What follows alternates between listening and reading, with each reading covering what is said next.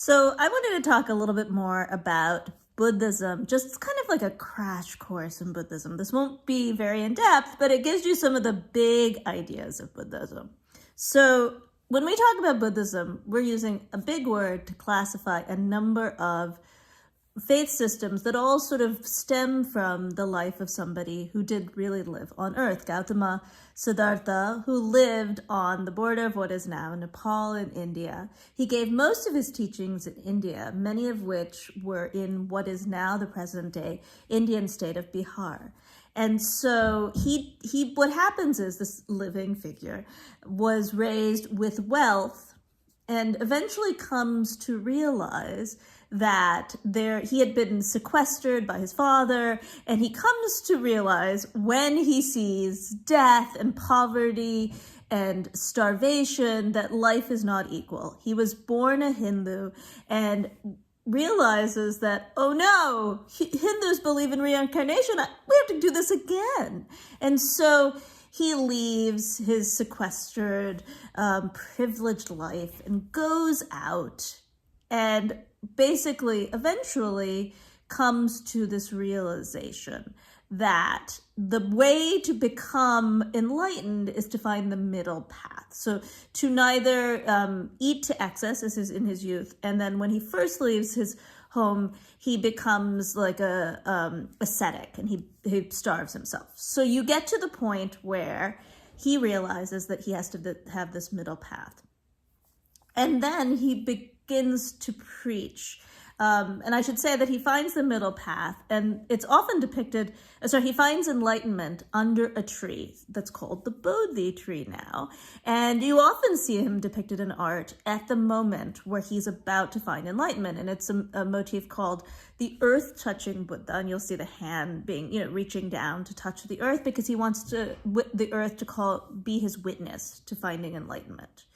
And, in his form of enlightenment, what he realizes that in humanity, desire is the root of suffering. And if you can decrease your desire, if you can break free of desire, you will break free of suffering, and then you will find enlightenment. And so he goes on to preach, and his preachings are all through the northwest of India, and northeast of India, and then he dies, and his remains are placed in stupas, or mound-shaped religious spaces. They're exterior religious spaces. So they're not temples like you think now where you'd walk in and have have a moment in faith. They're a mound that you don't enter, but you walk around.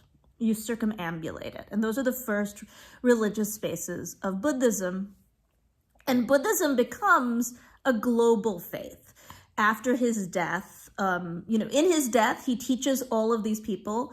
And we have his word, and then we have the writings of his word, and they quickly spread from the people he has taught, and then the people that they further teach. And so the religion goes all over the world, but largely in Asia. And first, both to north, through Nepal and into China and all of the places that are now part of China, so like Tibet, Mongolia, and all through China. It also goes south into Southeast Asia.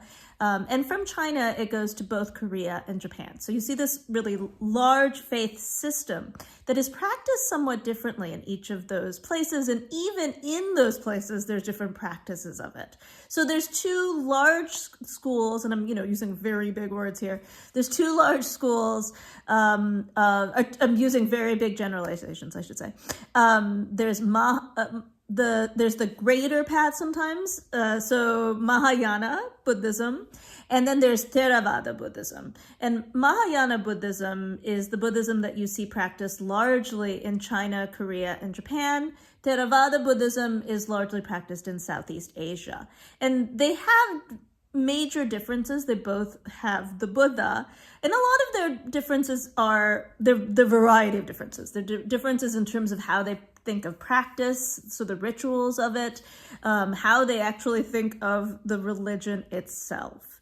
And so when you're thinking about things, I think a lot of what we know about Buddhism in the US, a lot of the people who are now Buddhists in the US are actually practitioners. If they are converts to Buddhism, they're often connected to something that's related to Mahayana Buddhism. Like Zen, for example, is a practice that's associated with Mahayana Buddhism.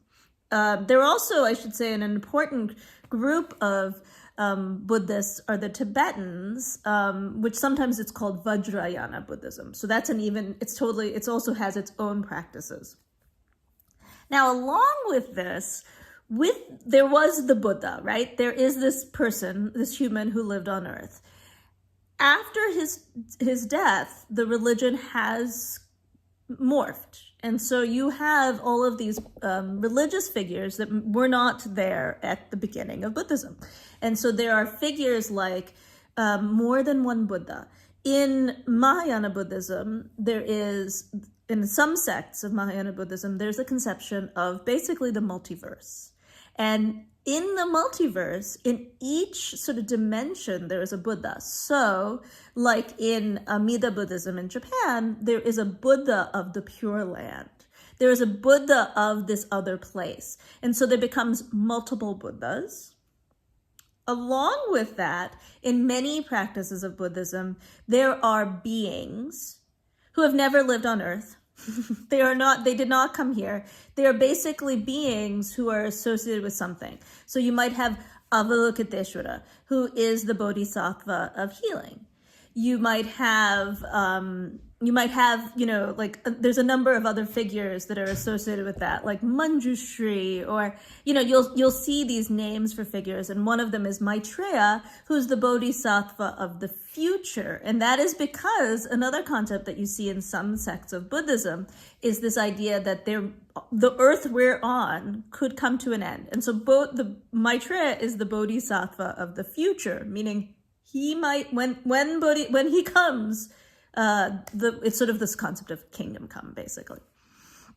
So along with all of those complications, I think it's worth noting that in practice, when you meet with a Buddhist, it's important to know that you are meeting somebody who is practicing a large faith system. So if you read about Maitreya or the Pure Land Buddhist sect, that might be not part of their practice. It is, again, like Christianity in that some people believe in the Pope and some people don't, and some people have saints and some people don't. So as you think about Buddhism, remember that it is a complicated faith. And the best way to learn about it is to learn about each of these elements. And if you meet someone, I encourage you not to place sort of a simple frame onto their practice.